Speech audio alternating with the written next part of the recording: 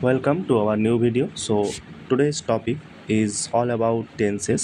আসলে 12 প্রকারের টেন্স হয়ে থাকে, কিন্তু আমরা প্রতিটা টেন্স আজকে জানবো না, কারণ এই টেন্সেস আমাদের 95% ইংলিশকে কাভার করে। তাই টেন্স জানাটা আমাদের কাছে জরুরি, কিন্তু যদি 12টা টেন্স আমরা একসাথে জানতে চাই সেক্ষেত্রে সমস্যা হতে পারে, কারণ টেন্সের স্ট্রাকচার এক, কিন্তু ভার্ব অনুযায়ী তা নানাভাবে পরিবর্তন হয়।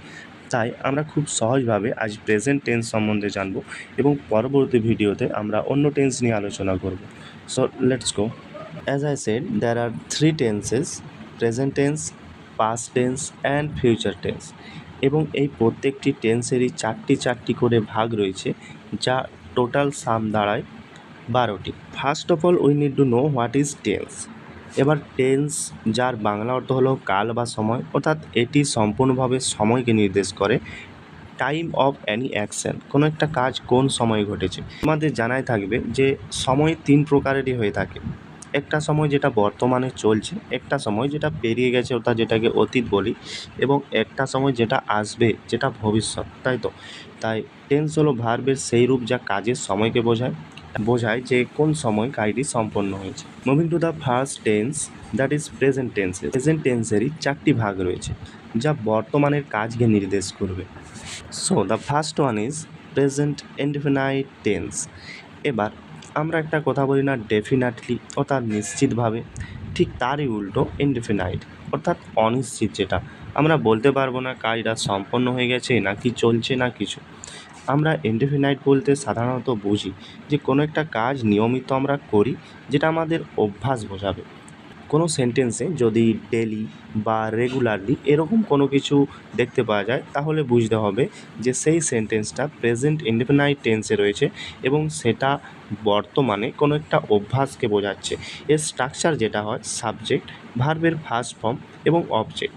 ভার্বের ফার্স্ট ফর্ম বলতে ভার্বের 3টে ফর্ম হয়, তারপরে সবার জানা আছে, যেমন গো ফার্স্ট ভার্বের ফার্স্ট ফর্ম, ওয়েন্ট হলো ভার্বের সেকেন্ড ফর্ম।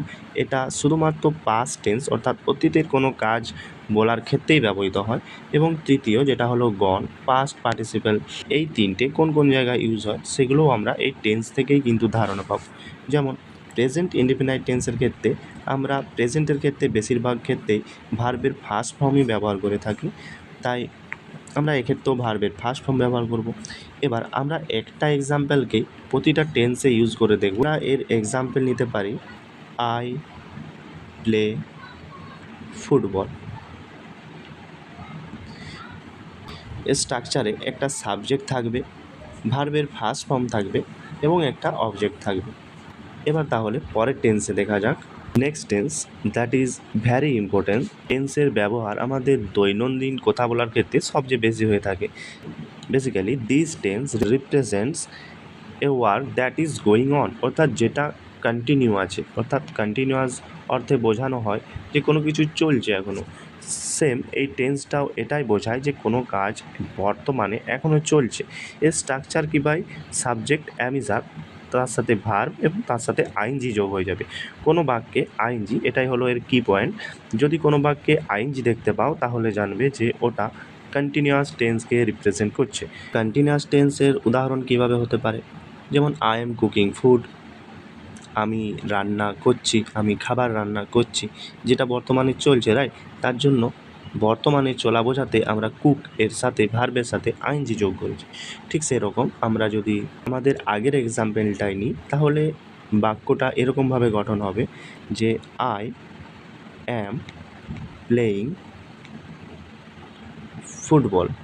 স্ট্রাকচার অনুযায়ী আমরা এখানে সাবজেক্টকে নিয়ে এসেছি, অ্যামিজার নিয়ে এসেছি, ভার্ব প্লের সাথে আইএনজি যোগ করেছি এবং অবজেক্ট, যা বাক্যে না থাকলেও চলে কিন্তু আমরা এক্ষেত্রে অবজেক্ট রেখেছি, ফুটবল দিয়েছি, অর্থাৎ যা আমাদের স্ট্রাকচারকে ফলো করছে।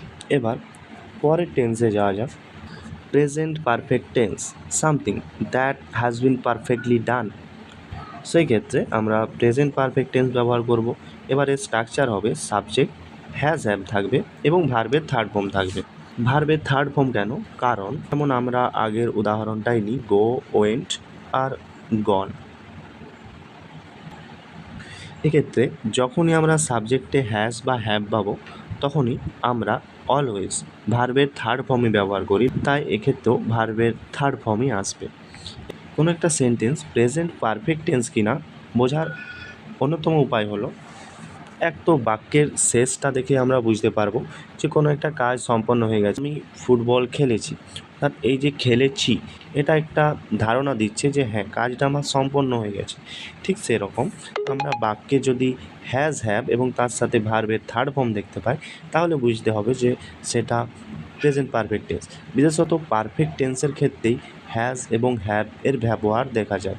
যেমন প্রেজেন্ট কন্টিনিউয়াস টেন্সের ক্ষেত্রে আমরা আইএনজি দেখলেই বুঝে যেতে পারবো যে সেটা কন্টিনিউয়াস টেন্স, অর্থাৎ কাজটা চলছে। ঠিক সেরকম পারফেক্ট টেন্সের ক্ষেত্রে আমরা যদি কোনো বাক্যে হ্যাজ হ্যাভ দেখতে পাই তাহলে বুঝতে হবে সেটা প্রেজেন্ট পারফেক্ট টেন্সে আছে। উদাহরণ হিসেবে আমরা সেই আগের বাক্যটাকেই নিতে পারি, আই হ্যাভ প্লেড ফুটবল। আমরা সাবজেক্ট নিয়েছি, হ্যাজ বা হ্যাভ নিয়েছি। প্লুরালের ক্ষেত্রে হ্যাভ ব্যবহার হয় এবং সিঙ্গুলার নাম্বারের ক্ষেত্রে হ্যাজ ব্যবহার হয়। এটা তো তোমাদের জানাই থাকবে হ্যাজ এবং হ্যাভের ব্যবহার।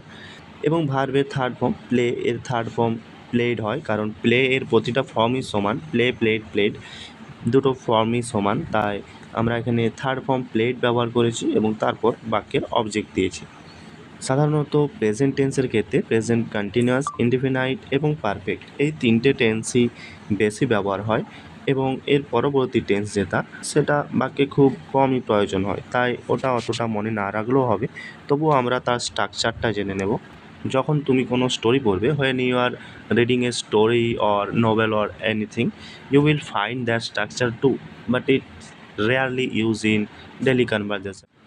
So present perfect continuous tense এটা বেসিক্যালি যেটা আমরা পারফেক্ট টেন্স সম্বন্ধে জানলাম এবং কন্টিনিউয়াস টেন্স সম্বন্ধে জানলাম, সেটাকে দুটো মিলিয়ে ব্যবহার হয়েছে। অর্থাৎ আমরা এরকমও কথাবার্তা বলে থাকি যেটা অতীতে অর্থাৎ যে কোনো একটা সময়ে শুরু হয়েছে এবং সেটা এখনও পর্যন্ত চলছে। সেক্ষেত্রে আমরা এই রকম সেন্টেন্স ব্যবহার করে থাকি।